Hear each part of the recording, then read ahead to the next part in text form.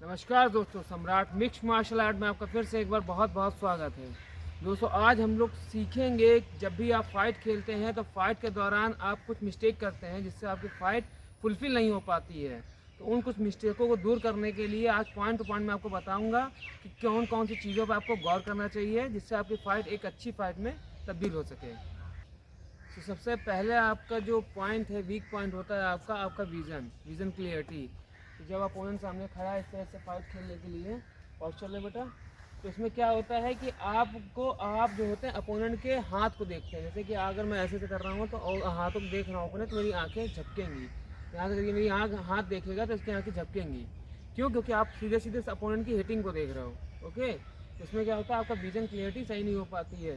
Okay, इसमें आपको ये ध्यान रखना है कि आपको मेरे हाथों को नहीं देखना है, आपको देखना है सीधे यहाँ पे गले के पास, और हाथ को चेक करना है कि अपोनेंट की हिटिंग आ रही है, ना कि हिटिंग के ऊपर देखना है। मीन ये मेरे हाथ को नहीं देख रहे हैं, ये मेरे नेक को देख रहे हैं। तब इनकी आंखों में कोई टेंशन नहीं होगी, ना ही आंखें से झपकेंगी डर के मारे। ओके, क्या करेंगे, तब ये आराम से इसको ब्लॉक कर लेंगे। ब्लॉक करो बेटा, ये अच्छे से ब्लॉक करो, अच्छे से ब्लॉक करो। हाँ, ब्लॉक ब्लॉक ब्लॉक। ठीक है, अगर ये मेरे हाथ को देख रहा होते हैं तो ये इतनी बेहतर तरीके से ब्लॉक नहीं कर सकते थे, ना नीचे ऊपर नीचे की ओर, ना ही नीचे से ऊपर की ओर। सो सेकंड मिस्टेक हम लोग ये करते हैं कि जब भी हम लोग गार्ड लेते हैं अपने एरिया का इस तरह से, ओके, तो ये गार्ड के चक्कर में हम अपने पूरे फेस को ढक लेते हैं इस तरह से। अपना फेस दिखते नहीं, इन्होंने गार्ड लिया ऊपर का, अपर गार्ड लिया हुआ है, तो अपनी आंखों को इन्होंने ढक लिया मालूम पड़े गार्ड के चक्कर में। इस तरह से अपनी आंख को ही बंद कर लिया है, ठीक है ना। तो ये काम नहीं करेंगे आप। जब गार्ड लेंगे प्रॉपर गार्ड लेंगे मुट्ठी बंद करके, और अपने रिप्स को भी प्रॉपर बंद रखेंगे साइड से, अपनी जॉ लाइन को भी, यहाँ जबड़े का जोड़ है वहाँ पे अपना बंद रखेंगे। ओके, और अपनी चिन को डाउन रखेंगे। ओके, चिन को डाउन रखेंगे अपनी, ठीक है, और इतना डाउन रखेंगे कि आपके प्रॉपर गैपिंग बनी रहे और सीधे आप देखेंगे, मतलब फेस नीचे और आंखों से सीधे। ठीक है, अभी उन्होंने गार्ड लिया हुआ है, इसमें यह है कि इनकी आंखें खुली हुई अच्छे से देख पा रहे हैं। ये ऐसे गार्ड नहीं लिए हुए हैं कि पूरा बंद कर दिया है, यहाँ से नहीं देख पा रहे हैं, ठीक है ना। बाई चांस आपको ऐसे इस तरह से आपको जैब क्रॉस को ब्लॉक भी करना पड़ रहा है, आप जैब क्रॉस को ब्लॉक भी करें तब भी आप ध्यान से यहाँ देखेंगे तो आंखों से देखने की एरिया आपका बना होगा। ओके, ये नहीं करना कि बिल्कुल ही बंद कर दिया फिर कुछ दिख नहीं रहा है ना, ये ऐसे गलती नहीं करनी है। तो अपनी विज़न को बार बार ख़राब न करें जब भी गार्ड लें, और जब भी आप गार्ड लें, और ये ध्यान रखें कि गार्ड लेते समय आप आराम सामने वाले को देख सकें। ठीक है, तो ये आपकी दूसरी मिस्टेक है जिसको आपको दूर करना होगा। थर्ड मिस्टेक में ये होता है कि जब भी आप फाइट खेल रहे हैं अपोनेंट के साथ, तो जब आप नए हैं तो आप अपने ब्रीथ को अंदर ही लॉक कर लेते हैं, और जब फाइट हो रही होती है किलोमीटर लड़का, तो इसके दौरान मान लीजिए 1 मिनट 30 सेकंड तक आप अपनी सांस को रोके, आपके अंदर ये डर भर जाता है कि अगर जैसे मैंने सांस को छोड़ा वैसे ही अपोनेंट आपके नर्वस सिस्टम पे हिट ना कर दे या आपके साइड रिब्स पे हिट ना कर दे। तो ऐसा काम नहीं करना है, आपको ब्रीथ को उसी तरह फाइट खेलते समय लेते रहना है, ठीक है ना। तो जो आपकी ब्रीथ निकल रही है ना, है ना, तो उसमें जब हम हिट कर रहे थे अपोनेंट, अब वो जब हिट कर रहे हैं, करो बेटा, यहाँ पर कोर पे ब्रीथ के साथ, तो जब ये ऐसे हो रहा है तो ब्रीथ आपकी लॉक कर लेती है। ये आपको आदत डालनी पड़ेगी। सडन में धीमे धीमे आप करेंगे, बाद में आप थोड़ा सा उसको तेज़ करवा सकते हैं, लेकिन आपका ब्रीथ जिस लेवल पे है, आप जब भी फाइट खेल रहे हो तो उसमें ये तो नहीं करोगे कि पूरे लंग्स को इस तरह से भर लोगे सांस को, या पूरी सांस निकाल दोगे।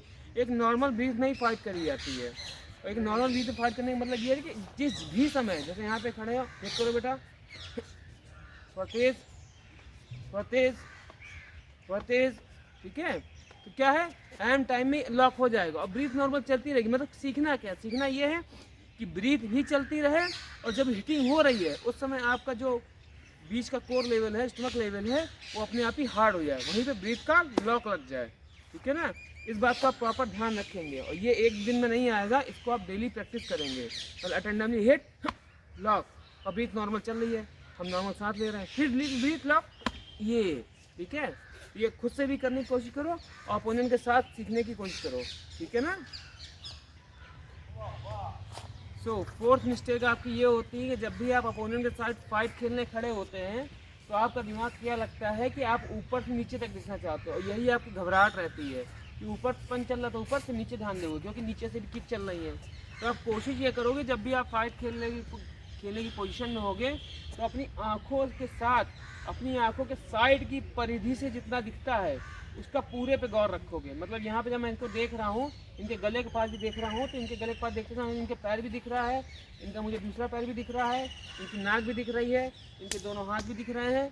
तो ये कोशिश करेंगे कि हम जब अपोनेंट देख रहे हैं तो उसे पूरे ऑरे को लिए रहेंगे।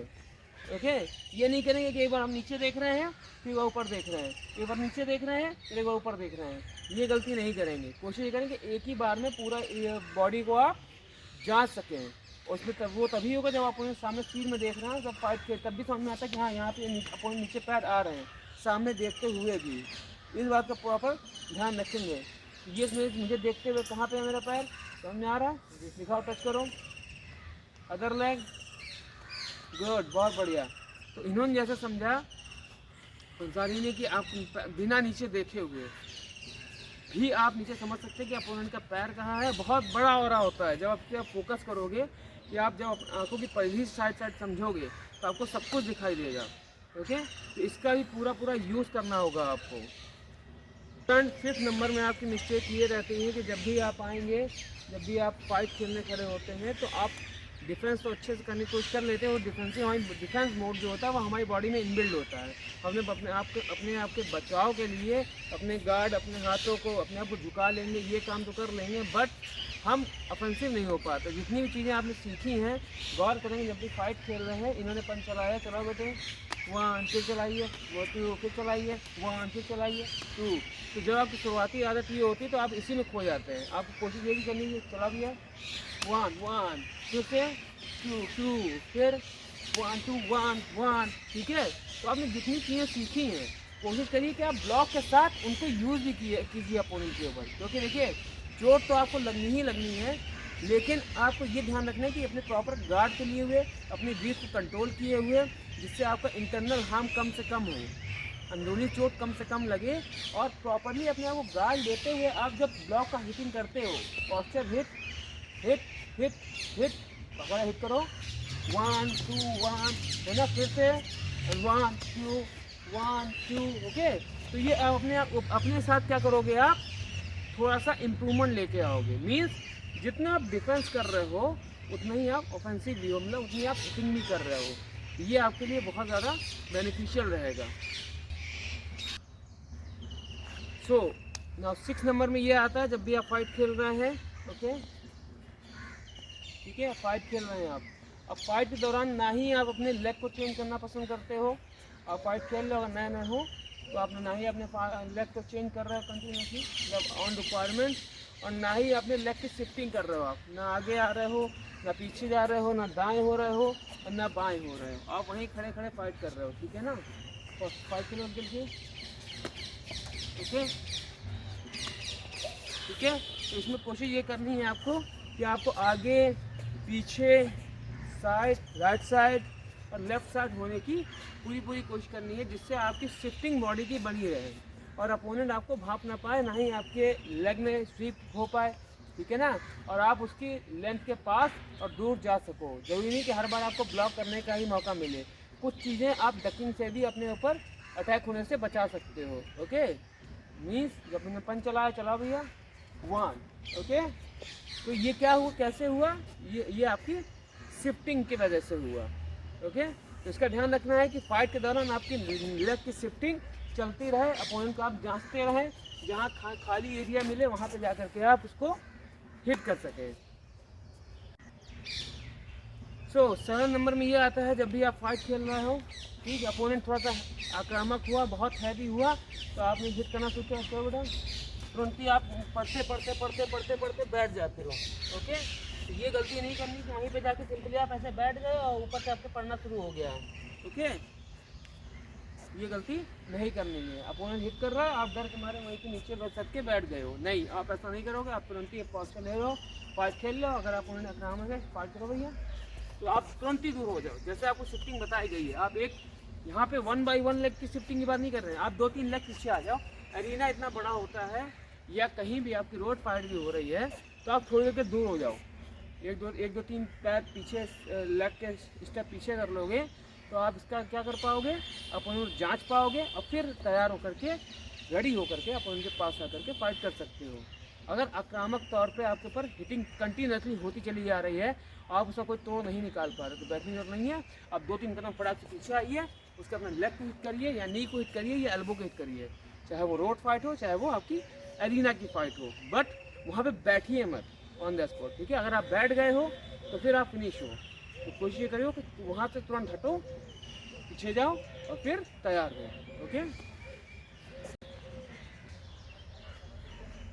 सबसे ज़रूरी और सबसे इम्पॉर्टेंट पार्ट आपका ये है, इसमें ये ध्यान रखिए, कई बच्चे ये सोचते हैं कि हम क्लब को ज्वाइन कर लिया है या फाइट की प्रैक्टिस कर रहे हैं तो विदाउट एडी supporter, without teeth guard, without head guard, without gloves, without strap हम प्रैक्टिस कर सकते हैं, तो ये आपके लिए बहुत ज़्यादा घातक हो सकता है। क्योंकि जब भी आप इस तरह की मार्शल आर्ट की प्रैक्टिस करते हैं जिसमें आपको पंचिंग बैग पे पंच चलाना है या अपोनेंट के साथ फाइट करनी है, तो आप ना चाहते हुए भी कभी कभी आपको ऐसी चोटें लग जाती हैं जो आपको काफ़ी ज़्यादा हार्म दे सकती हैं, और कुछ चोटें तो आपको 2-3 महीने 3-4 महीने तक भी ठीक नहीं होती हैं। तो कोशिश ये करिए कि आप प्रॉपर गार्ड में गार्डों को पहन कर ही प्रैक्टिस करिए, भले ही आप ग्राउंड में प्रैक्टिस कर रहे हो, भले ही आप एरिना में प्रैक्टिस कर रहे हो, आप अपने तीर गार्ड का यूज़ कीजिए प्रॉपरली, क्योंकि जब आप फाइट खेलने जाएंगे उस समय आप यूज टू नहीं हो पाते हैं अपने गार्ड से।